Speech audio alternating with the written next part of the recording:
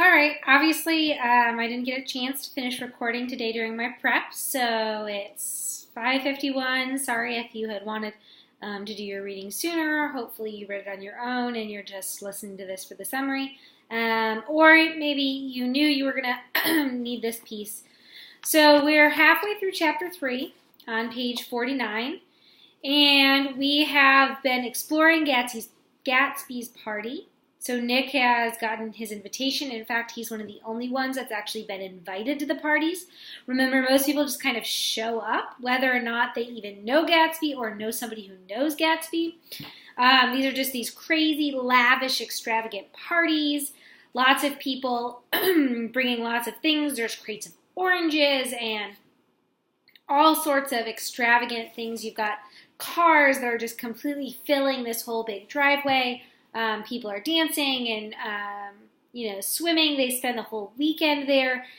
And a lot of people will come to the parties more than once and still never meet Gatsby. So I guess we shouldn't be surprised that Nick actually ends up meeting Gatsby and not realizing that's who he's talking to. And the big thing that I had you guys pay attention to at the end of that chapter or the end of the last reading was that when Nick describes Gatsby, he describes him as being very different from the rest of the people that he's met on East and West Egg so far. So Gatsby is described so far, anyway, as being one of the most authentic people and genuine when he's meeting him face to face, as opposed to all the rumors that are circulating around Gatsby. The biggest one that he's killed somebody. People say that, he's a German spy. Some people say that he's from America. Like, nobody knows his background. And Nick is dying to find out. So we're on page 49. Gatsby has just walked away. It's just Nick and Jordan's kind of filling him in on some of the rumors. So at the bottom of page 49, there was the boom of the bass drum, and the voice of the orchestra leader rang out suddenly above the ecwalia of the garden. "Ladies and gentlemen," he cried, "at the request of Mr. Gatsby, we are going to play for you Mr. Vladimir Toskov's latest work, which attracted so much attention at Carnegie Hall last May. If you read the papers, you know that there was a big sensation." He smiled with jovial condescension and added, "Some sensation," whereupon everybody laughed. "The piece is known," he concluded lustily, "as Vladimir Tostov's Jazz History of the World." The nature of Mr. Tostov's composition eluded me, because just as it began, my eyes fell on Gatsby, standing alone on the marble steps and looking from one group to another with approving eyes. His tanned skin was drawn attractively tight on his face, and his short hair looked as though it were trimmed every day. I could see nothing sinister about him. I wondered if the fact that he was not drinking helped to set him off from his guests, for it seemed to me that he grew more correct as the fraternal hilarity increased. When the Jazz History of the World was over, girls were putting their heads on men's shoulders in puppyish convivial ways. Girls were swooning backward playfully into men's arms, even into groups, knowing that someone would arrest their falls. But no one swooned backwards on Gatsby, and no French bob touched Gatsby's shoulder, and no singing quartets were formed with Gatsby's head for one link. "I beg your pardon." Gatsby's butler was suddenly standing beside us. "Miss Baker," he inquired, "I beg your pardon, but Mr. Gatsby would like to speak to you alone." "With me?" she exclaimed in surprise. "Yes, madam." She got up slowly, raising her eyebrows at me in astonishment, and followed the butler towards the house. I noticed that she wore her evening dress. All her dresses, actually, like sports clothes. There was a jauntiness about her movements, as if she had first learned to walk upon golf courses on clean, crisp mornings. I was alone, and it was almost 2. For some time, confused and intriguing sounds had issued from a long, many-windowed room which overhung the terrace. Eluding Jordan's undergraduate, who was now engaged in obstetrical conversation with 2 chorus girls, who implored me to join him, I went inside. The large room was full of people. One of the girls in yellow was playing the piano, and beside her stood a tall, red-haired young lady from a famous chorus engaged in song. She had drunk a quantity of champagne, and during the course of her song she had decided ineptly that everything was very, very sad. She was not only singing, she was weeping too. Whenever there was a pause in the song, she filled it with gasping, broken sobs, then took up the lyric again in a quivering soprano. The tears coursed down her cheeks, not freely, however, for when they came into contact with her heavily beaded eyelashes, they assumed an inky color and pursued the rest of their way in slow black rivulets. A humorous suggestion was made that she sing the notes on her face, whereupon she threw up her hands, sank into a chair, and went off into a deep, veinous sleep. She had a fight with a man who says he's her husband, explained a girl at my elbow. I looked around. Most of the remaining women were now having fights with men said to be their husbands. Even Jordan's party, the quartet from East Egg, were rent asunder by dissension. One of the men was talking with curious intensity to a young actress, and his wife, after attempting to laugh at the situation in a dignified and indifferent way, broke down entirely and resorted to flank attacks. At intervals, she appeared suddenly at his side like an angry diamond and hissed, "You promised," into his ear. The reluctance to go home was not confined to wayward men. The hall was at present occupied by two deplorably sober men and their highly indignant wives. The wives were sympathizing with each other in slightly raised voices. "Whenever he sees I'm having a good time, he wants to go home. Never heard anything so selfish in my life. We're always the first ones to leave. So are we." "Well, we're almost the last tonight," said one of the men sheepishly. "The orchestra left a half-hour ago." In spite of this wife's agreement that such malevolence was beyond credibility, the dispute ended in a short struggle, and both wives were lifted, kicking, into the night.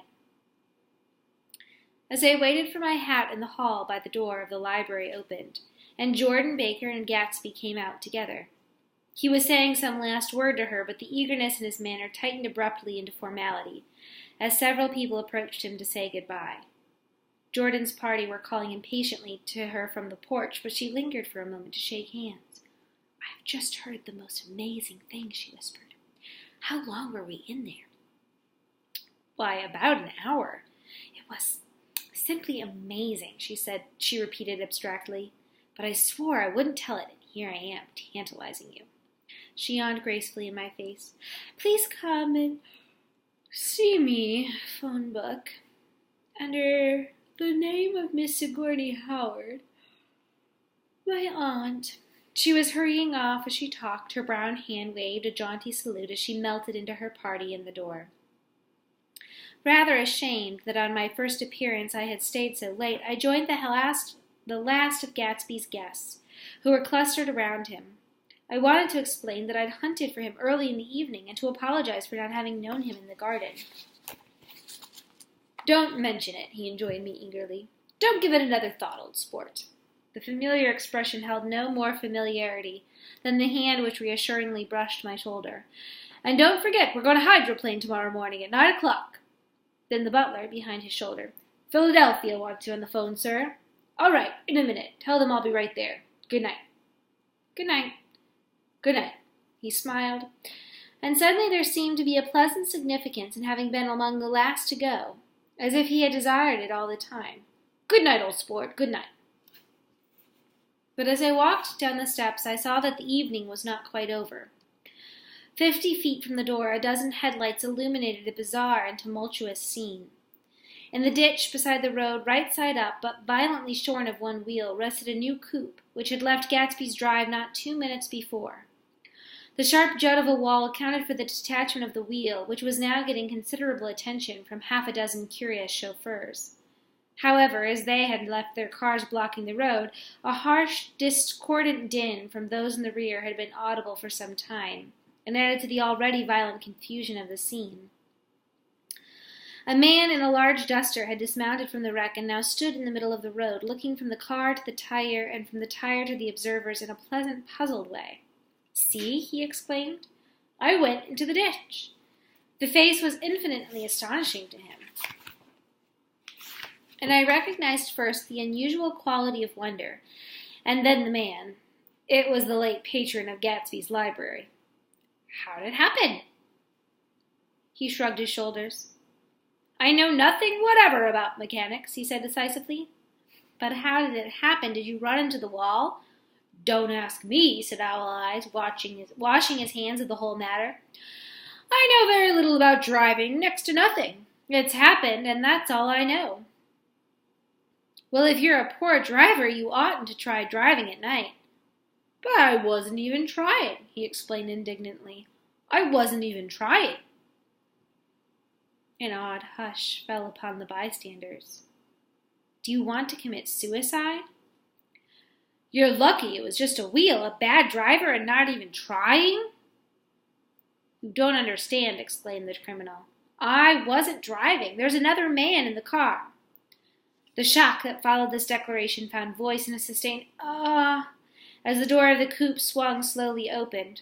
The crowd, it was now a crowd, stepped back involuntarily, and when the door had opened wide, there was a ghostly pause. Then, very gradually, part by part, a pale, dangling individual stepped out of the wreck, pawing tentatively at the ground with a large, uncertain dancing shoe. Blinded by the glare of the headlights and confused by the incessant groaning of the horns, the apparition stood swaying for a moment before he perceived the man in the duster. What's the matter? He inquired calmly. Did we run out of gas? Look! Half a dozen fingers pointed to the amputated wheel. He stared at it for a moment and then looked upward as though he suspected that it had dropped from the sky. It came off? Someone exclaimed. He nodded. At first, I didn't notice we'd stopped. A pause. Then, taking a long breath and straightening his shoulders, he remarked in a determined voice, Wonder if you'll tell me where there's a gasoline station. At least a dozen men, some of them a little better off than he was, explained to him that the wheel and the car were no longer joined by any physical bond. Back out, he suggested after a moment. Put her in reverse. But the wheel's off. He hesitated. No harm in trying, he said. The caterwauling horns had reached a crescendo, and I turned away and crowded across the lawn towards home. I glanced back once.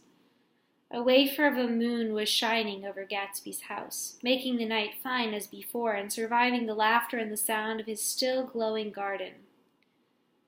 A sudden emptiness seemed to flow now from the windows and the great door, endowing with complete isolation the figure of the host, who stood on the porch, his hand up in a formal gesture of farewell. Reading over now what I have written so far, I see I have given the impression that the events of 3 nights, several weeks apart, were all that absorbed me. On the contrary, they were merely casual events in a crowded summer, and until much later, they absorbed me infinitely less than my personal affairs. Oh, just as a brief side note, notice how there was a big gap in between the reading. That means we're shifting in time. So remember, our story started in the present. Nick was telling us the story of Gatsby, so he flashed back. Now we're in kind of present day Nick reflecting. He's kind of talking to us as the narrator. Present day Nick has read through what he wrote. Now he's going to fill us in, so he's going to kind of give us the other pieces. So he's still talking about the past, but he's talking about the past and the present. Top of 56.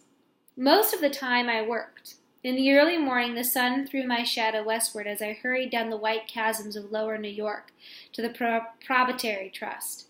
I knew the other clerks and the young bond salesmen by their first names, and lunched with them in dark, crowded restaurants on little pig sausages and mashed potatoes and coffee. I even had a short affair with a girl who lived in Jersey City and worked in the accounting department, but her brother began throwing mean looks in my direction, so when she went on her vacation in July, I let it blow quietly away. I took dinner usually at the Yale Club. Remember that from our notes. For some reason, it was the gloomiest event of my day. And then I went upstairs to the library and studied investments and securities for a conscientious hour. There were generally a few rioters around, but they never came into the library, so it was a good place to work. After that, if the night was mellow, I strolled down Madison Avenue, past the old Murray Hill Hotel and over 33rd Street to the Pennsylvania Station. I began to like New York. the racy, adventurous feel of it at night, and the satisfaction that the constant flicker of men and women and machines gives to the restless eye. I like to walk up Fifth Avenue and pick out romantic women from the crowd and imagine that in a few minutes I was going to enter into their lives and no one would ever know or disapprove. Sometimes in my mind I followed them to their apartments on the corner of hidden streets, and they turned and smiled back at me before they faded through a door into warm darkness. At the enchanted metropolitan twilight, I found a haunting loneliness sometimes, and felt it in others. Poor young clerks who loitered in front of windows, waiting until it was time for a solitary restaurant dinner. Young clerks in the dusk, wasting the most poignant moments of night and life. Again, at 8 o'clock, when the dark lanes of the 40s were 5 deep with throbbing taxicabs, bound for the theater district, I felt a sinking in my heart. Forms leaned together in the taxis as they waited, and voices sang, and there was laughter from unheard jokes, and lighted cigarettes outlined unintelligible gestures inside. Imagining that I, too, was hurrying toward gaiety and sharing their intimate secret, I wished them well. For a while I lost sight of Jordan Baker, and then in midsummer I found her again. At first I was flattered to go places with her, because she was a golf champion and everyone knew her name. Then it was something more. I wasn't actually in love, but I felt a sort of tender curiosity. The bored, haughty face that she turned to the world concealed something. Most affectations conceal something eventually, even though they don't at the beginning. And one day I found what it was.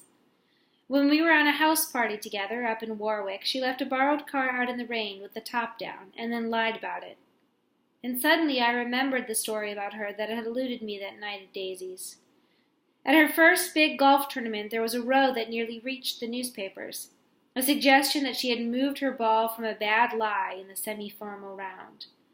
The thing approached the proportions of a scandal, then died away. A caddy retracted his statement, and the only other witness admitted he might have been mistaken. The incident and the name had remained together in my mind. Jordan Baker instinctively avoided clever, shrewd men, and now I saw that this was because she felt safer on a plane where any divergence from a code would be thought impossible. She was incurably dishonest. She wasn't able to endure being at a disadvantage, and given this unwillingness, I suppose she had begun dealing in subterfuges when she was very young, in order to keep that cool, insolent smile turned to the world, and yet satisfy the demands of her hard, jaunty body. It made no difference to me. Dishonesty in a woman is a thing you never blame deeply. I was casually sorry, and then I forgot. It was on that same house party that we had a curious conversation about driving a car. It started because she passed so close to some workman that our fender flicked a button on one man's coat. "You're a rotten driver," I protested. "Either you ought to be more careful or you oughtn't to drive at all." "I am careful." "No, you're not." "Well, other people are," she said lightly. What's that got to do with it?" "That'll keep out of my way," she insisted. "It takes 2 to make an accident." "Suppose you meet somebody just as careless as yourself." "I hope I never will," she answered. "I hate careless people. That's why I like you." Her gray, sun-strained eyes stared straight ahead, but she had deliberately shifted our relations, and for a moment I thought I had loved her. But I'm slow thinking and full of interior rules that act as brakes on my desires. And I know that first I had to get myself definitely out of the tangle back home. I'd been writing letters once a week and signing them "Love, Nick," and all I could think of was how when that certain girl played tennis, a faint mustache of perspiration appeared on her upper lip. Nevertheless, there was a vague understanding that had to be tactfully broken off before I was free. Everyone suspects himself of at least one of the cardinal virtues, and this is mine. I am one of the few honest people that I have ever known. Okay, a little conceited there, Nick. So the big things that we see in the second half of the chapter, a couple big things to notice. The first one is the end of the party. So Jordan has found out some secret about Jay Gatsby that we don't know. Nick doesn't know. He's dying to find out. She teases him, but she won't tell him. Gatsby is really, really excited that Nick came, and he says goodbye to him. We had a couple weird incidents with cars. And so remember, we're going to be talking about motifs pretty soon. I still don't want you to worry about what those are, but just notice how in this chapter there seems to be a lot of references to cars, just like there has before. We have that accident, and we have Jordan's little comment like, well, they'll keep out of my way. It takes two to make an accident, right? So Jordan is really, really careless of other people. And so we see a couple of good themes that you might want to write about for tonight. One of the big ones is materialistic culture is an unhealthy culture. You could talk about the party and the kinds of people that were attending this party. You could also look at their people are either all good or all bad. Maybe see how the rumors of Gatsby compare to the realities that we saw. Maybe you could focus on Jordan.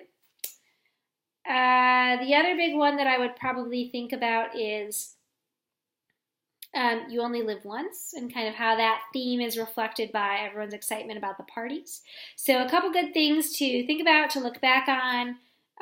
Don't forget to write your journal post, and I'll see you guys tomorrow.